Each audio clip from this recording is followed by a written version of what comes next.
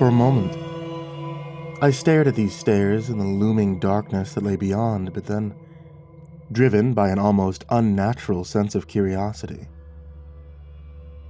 I began on my descent.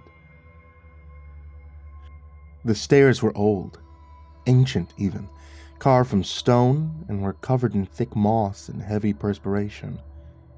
As I followed them round and round and round, I began to wonder just how far below the earth they'd led. Once more, the memory of those terrible dreams assaulted me, but I told myself that they were nothing but nonsense, flight of the imagination. Those stairs here, all they did was to lead me to yet another hidden chamber, a basement study or something akin to it. Yet they continued on endlessly, and as minutes turned to what felt like hours, my fears slowly returned. It felt like I wasn't merely descending to the hidden depths of Dustwall Manor, but to hell itself. Before long, however, all those fears, all those worries were pushed aside by a rising feeling of euphoria. This was what I'd been looking for. This was what all these fevered months of study had been for, and what held the secrets I so desperately craved. This obsession of mine, when had it started? I thought back to my arrival at Dustwall Manor, to my time in London, my education at the boarding school, and I realized that in one way or another, it had always lurked in the back of my mind, lying dormant and hidden. Ever since I had heard those tales from my grandfather, I'd longed to learn more about my family line, our ancestral home, and of course, the study of Sir Isaac Whitmore. This longing was the true reason I'd returned home. It wasn't my descent from modern society, and neither was it nostalgia. Goosebumps appeared all over my arms, and I couldn't help but shudder at this newest revelation. It felt almost as if I'd been destined to come here, had always been destined to find this place, and be here at this very moment. Eventually, after what felt like an eternity, a dim light reached me from what was without a doubt the bottom of the stairs. Once I descended these final stairs, I found yet another hardwood door, but one that was slightly cracked, and from this crack, the dim light reached me. Stepping up to it, I reached out for the heavy wood, slowly caressing it and making sure it truly existed, before I pushed it open. My eyes grew wide when I saw what was revealed in front of me. It was a grand hall, just like the one I'd seen in those ghastly dreams, one grander than any I'd seen before, be it at Dustwall Manor or even in the grand city of London. It was a monumental construction, as if carved from the guts of the earth itself. The first thing I noticed was an abundance of light sources of all kinds. I saw modern electrical lights, but also oil lamps, candles, a strange mixture of the modern and the old, as if new kinds of technology had simply been added or layered over what was already there, an amalgamation of things past and present. I began to wonder, however, why there was light down here. Who'd turned it on? Who'd lit all those oil lamps and candles? It could only mean that someone else was down here. I shivered. Who might call this ancient hidden hall their home? My eyes wandered around in search, but I saw no one. The thought of going back to flee, to forget whatever I'd found here appeared in my mind. Yet this was too strange. But was almost instantly pushed aside by the same fevered obsession that had so driven me these past months. All thoughts of danger were forgotten, and I set out to find what I'd come for, the study of Sir Isaac Whitmore. With each step, the same feeling of familiarity, of recognition came over me, one that only grew in intensity. These walls, the floor, the doorways, the ones that lined the walls, the corridors they led to. I'd seen it all before, but not just in those terrible dreams. I stared at the impossibility in front of me. No, all around me. staring at what I still believed, hoped, to be a flight of fancy, a demon of the imagination. And if I'd only wait, it'd be replaced by reality and show me where I'd really found my way to. However much I waited, though, nothing changed. The Grand Hall stayed as it was, and I finally had to admit that this place was real. This place was the same one I'd seen in all those ghastly dreams. Yet what actually was this place? Why was it? I was torn from my thoughts when I noticed movement to my left. A figure, its features hidden under a heavy shroud, had appeared at a doorway to my right and came rushing towards me. I reeled back in terror, raising my arms, ready to defend myself from whatever this was. Yet the figure paid me no heed, hurried past me and entered another doorway, where it vanished into the looming darkness that lay ahead. For a moment I was too stunned to do anything, and all I was able to do was to stare after it, waiting for its return. Yet the figure was simply gone. Then I began to wonder about something else. If the dreams were indeed true, then what about all these abominable horrors, deeds that I witnessed? Did it mean those two were real? Once more, the impossible situation I found myself in came crashing down on me, and what little remained of the man who'd once lived in London screamed at me to abandon this crazed need for answers. Yet those were the words of a sane man, and I wasn't truly sane anymore. Hadn't been in weeks, months, maybe even years. It felt like I was barely in control of my body as I sat out again and ventured deep into the hall. My footsteps echoed endlessly on the cold, hard stone floor, their echoes traveling ahead of me and intruding deep in the distant dark corridors all around me. Every once in a while, however, there were more distant sounds reaching me. They originated from deep inside those looming dark corridors, sounding like moans and groans. I shuddered when I saw shuffling shadows. I couldn't help but imagine them, but to be the flesh constructs that I'd bore witness to in my dreams. Twisted things created down here, things made of wet flesh and torn skin, doomed for all eternity and left alone in nothing but their misery, suffrage, and pain. Before long, I saw more of the shrouded figures, but they too ignored me and hurried past me undeterred. Dozens, if not hundreds of them, were down here, feverishly working on something. In a trance, my eyes trailed after them, and I noticed just how much of their forms differed. Some seemed normal enough, their proportions human, their movement bipedal. Others, however, were hunched over, much smaller or taller than me, moving on all fours or slithering over the ground like reptiles, their motions jerky and animalistic. Rooms like the ones I'd spied in those ghastly dreams had taken the place of the dark, looming corridors. Some seemed to be studies, workstations, reading quarters, but others were just as horrible as those the dreams had shown me. They were drenched in disgusting liquids, filled with twisted altars and abominable horrors. Yet none of them mattered, for I eventually found what I'd been looking for, the study of Sir Isaac Whitmore. Just like in the dreams, I stood in front of a giant arched entryway, but for the first time, I was able to lay eyes upon it, and could step through it, and now saw just how huge, how magnificent the study truly was. The words room or study didn't fit this impossibility at all. It was a work of architectural insanity, a design so grand it made my head hurt. It comprised of what had to be dozens of open layers, all stacked upon one another, connected by a mad network of bridges and stairs, rising further and further upwards, but also down, even deeper into the guts of the earth.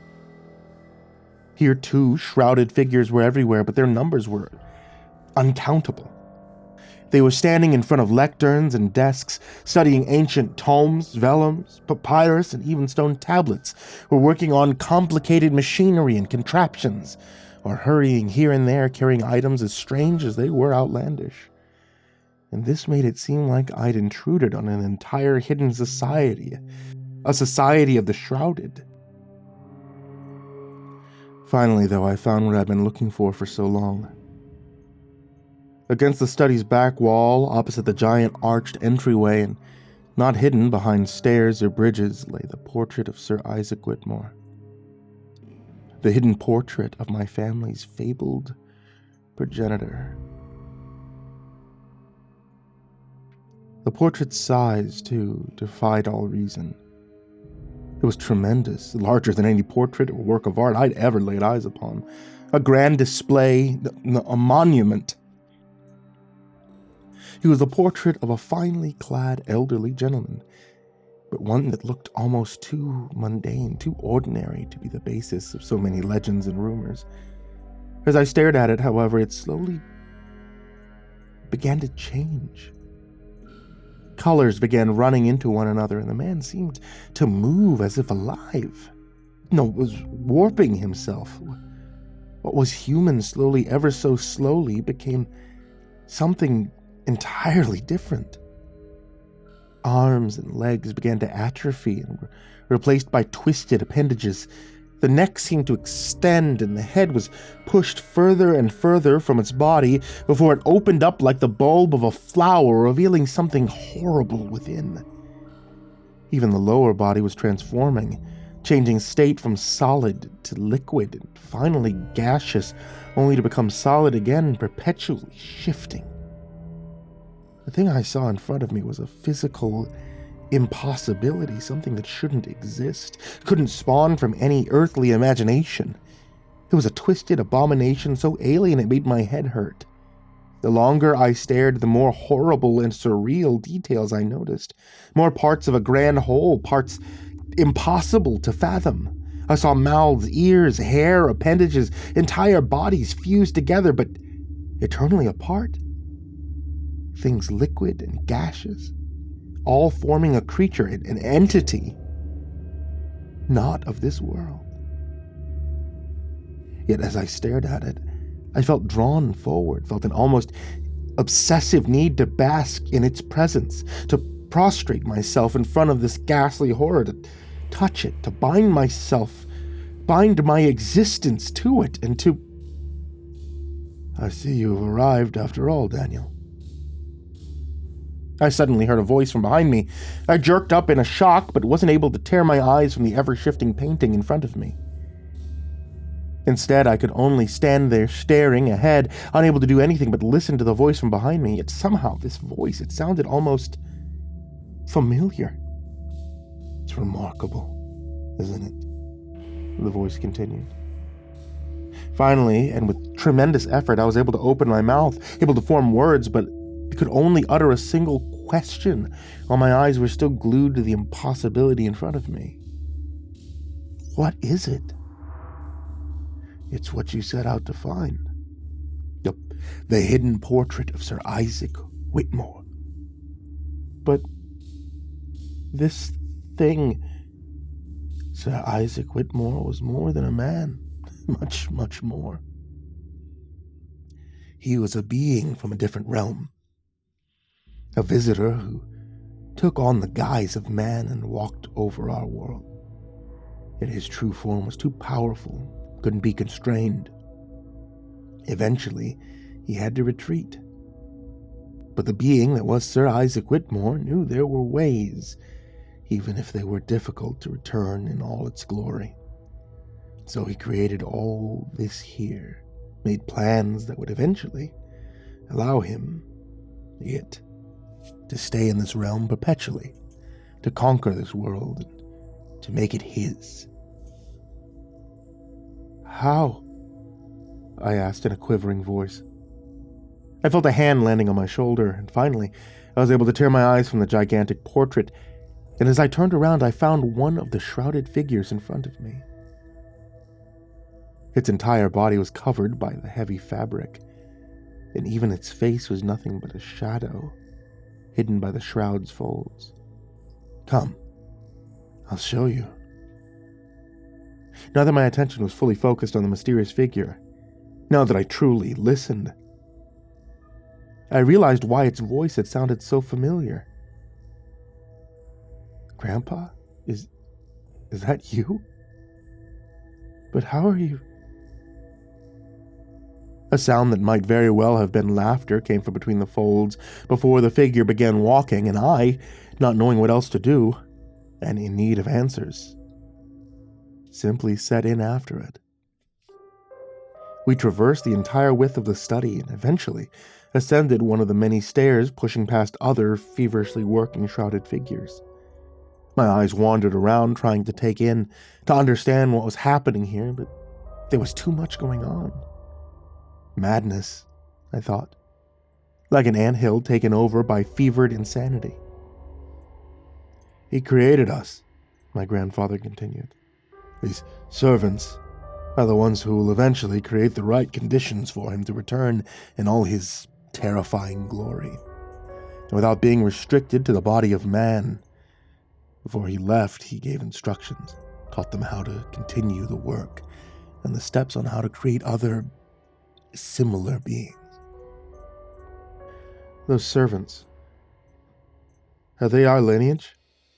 The Whitmore family? But what do you mean by created?" I asked, utterly confused. By now my grandfather had stopped in front of a metal door embedded in the study's wall. Instead of answering or even humoring my question, he pushed it open and bade me to follow him. What I saw in front of me was some kind of laboratory, but it too seemed to be a mixture of the old and the new.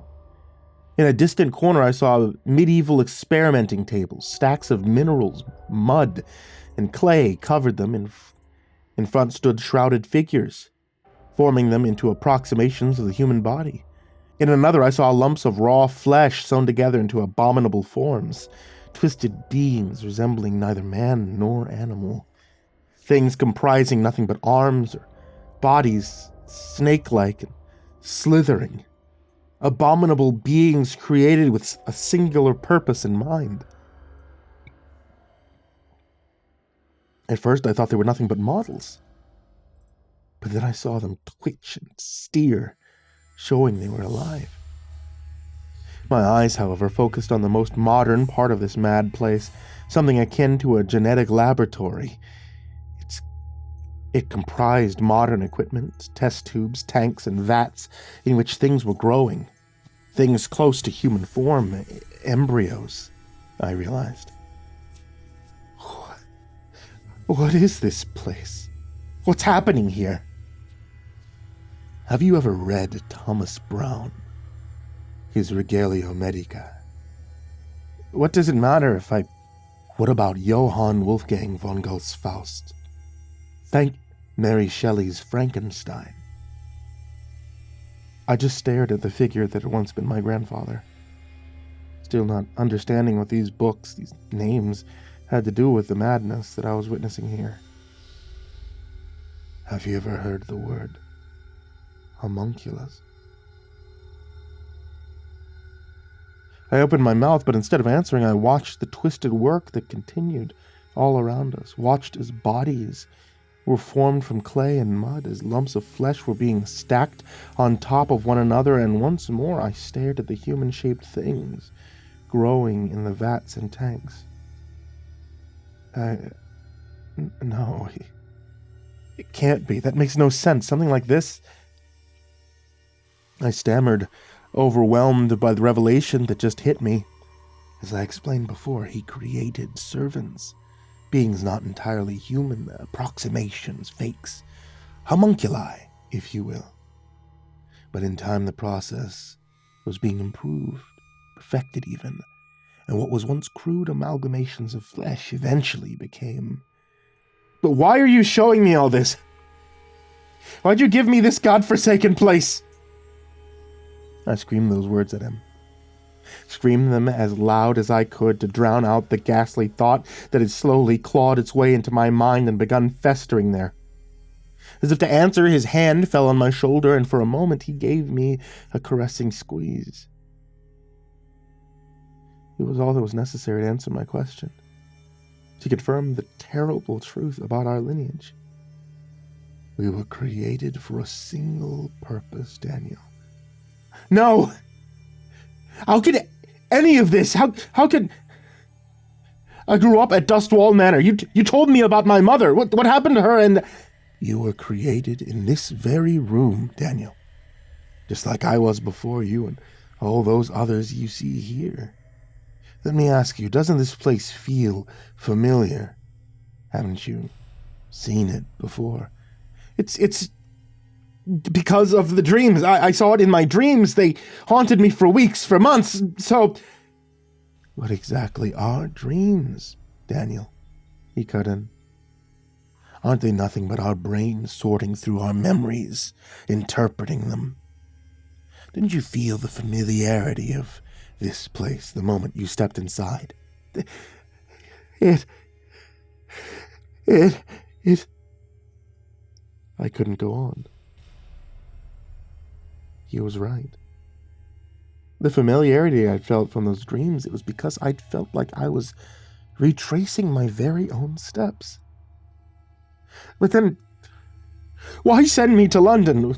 Why urge me on the way you did? Why did you tell me never to return to Dustwall Manor?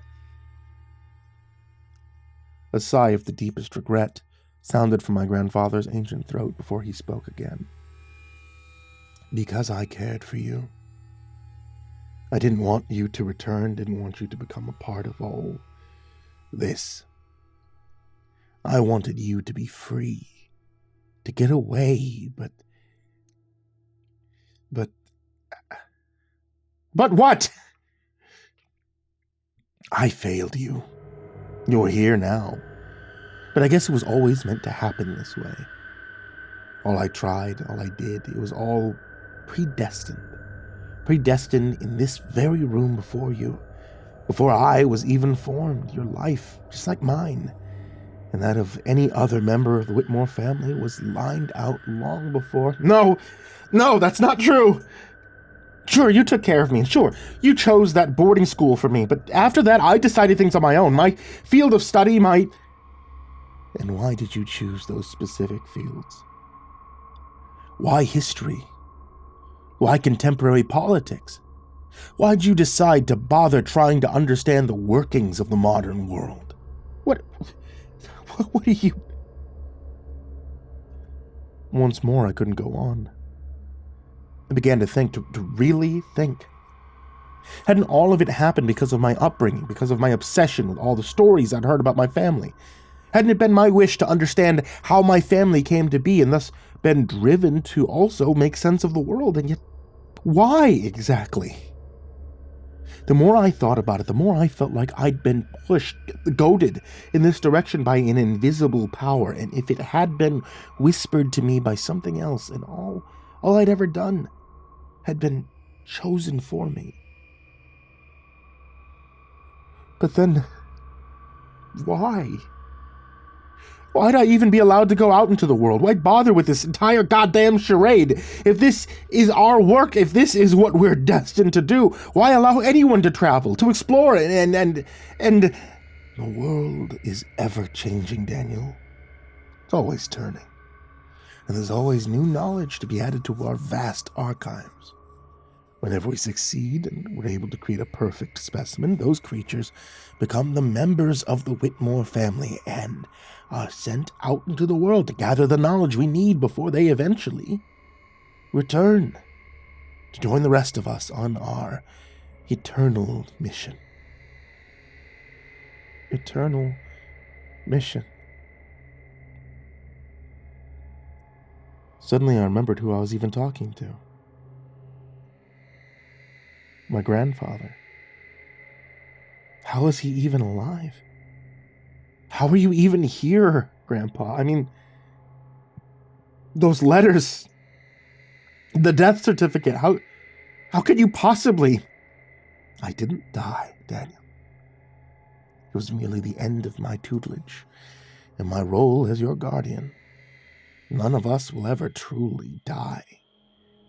The hell do you even mean? What the hell does any of this mean? I got a hold of him in my frustration and my confusion. I began to shake him, and suddenly the shroud covering his face was thrown aside. The face I saw was one that shouldn't be alive. It was nothing but taut skin stretched over brittle bone. Where his eyes should have been, eyes that were once of piercing blue, were now only two deep, gorging holes. His nose was nothing but a twisted mess of darkened cartilage. What remained of his lips were curled back, revealing part of the jaw and a few lonely, blackened teeth. I screamed and reeled back in terror, and my grandfather, with a trembling hand, comprising nothing but bone, quickly covered his features again, as if to hide his wretched appearance from not only me, but the rest of the world as well. That's our lineage, Daniel. Our curse, he finally whispered in a quivering voice. We're made to serve, and serve we shall for all eternity. We've gotten better at creating these bodies, but they will still age, still break, and yet... But how can you even... How's that... There are ways, Daniel. Knowledge. And in time we learned many things, and so will you. For a moment I was baffled by his last words. But then I knew what they meant. Understood why I'd been led here. Terror washed over me and my entire body began trembling. Oh God. I was meant to become one of those things, those shrouded figures. I was meant to be enslaved down here for all eternity, just like they were, meant to join this ghastly work and to bring back this awe-inspiring, magnificent, terrible entity. And just like my grandfather and all those countless others, I'd turn into a rotten corpse. Another broken thing cursed to serve forever. In a panic, I dashed past the shriveled corpse that had once been my grandfather and dashed away. He didn't reach out for me, he didn't come after me, and only his words followed me. How futile it is, was all he said. But those words were filled with such endless misery, sadness, and pain. They made me stumble as if struck. As I ran, I pushed myself through the mass of shrouded figures, pushed them aside and into one another, revealing what lay below their heavy shrouds. Many of them were feeble as Grandpa, comprising nothing but skin and bone, nothing but walking corpses. Others were twisted heaps of flesh that made me reel back in disgust, amalgamations just like those I'd seen being created in that laboratory. Some were even stranger, however. Nothing but clay and stone. Golems, I realized. I even saw mixtures of organic and inorganic constructs of living tissue and various minerals. There were even some my hands passed right through. Found nothing to hold on to, gaseous entities comprising nothing but glowing orbs, as if only their souls remained, yet still bound, still conscripted. It was the horror of existence in all its magnificent glory, driven to its sheer impossible limits. And then beyond. I eventually reached the stairs and continued my dash upward. On and on I went. When my legs failed, I continued to crawl, clawing at the stairs ahead of me. Further and further I dragged myself, pulling myself onward over moist, moss-covered steps, before after what felt like an eternity, I escaped from the staircase. I expected someone or something to come after me, to drag me back down, but I was, strangely, left to my own devices. Upon my return to my quarters, I set out to end it all, to burn it all to the ground. Dustwall Manor, the legacy of what I'd thought to be the Whitmore family line, and to close off that abominable staircase and what lay beyond forever. And yet, I couldn't do it. Countless times I lit the match, countless times I held the blazing embers in my hand, but did nothing. The few times I managed to set fire to a tapestry or a tome in my grandfather's library, I doused them as quickly as they were born. Something's reaching out to me, into my mind, telling me, compelling me, commanding me to stop all this nonsensical struggle and to follow my birthright. I told myself I wouldn't. I screamed at myself I'd run and I'd flee from Dustwall Manor, but whenever I tried, I found myself lost in the labyrinth, in the mess of hallways. Every day, every night, every single minute, it becomes harder to resist the voice that tells me to return, to serve, to become part of its eternal mission.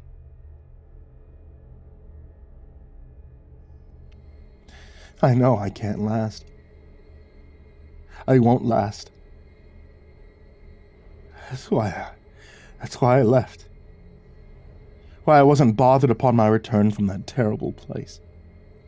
All I can do is share these mad, incoherent ramblings, this warning that most will discard as the words of a madman. I don't know what this thing is. I don't know how or when, but I know one day the terrible entity that was once known as Sir Isaac Whitmore will return. And when it does, all will be lost.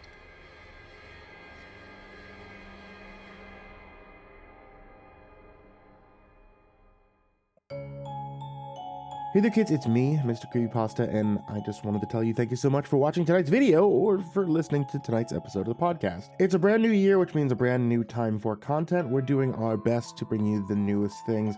I know in 2024 I had released less videos than I ever had any year in the last 14 years, but hey, as things start to piece themselves back together, so do I. So I will be seeing you guys a bit more in this year, I promise you.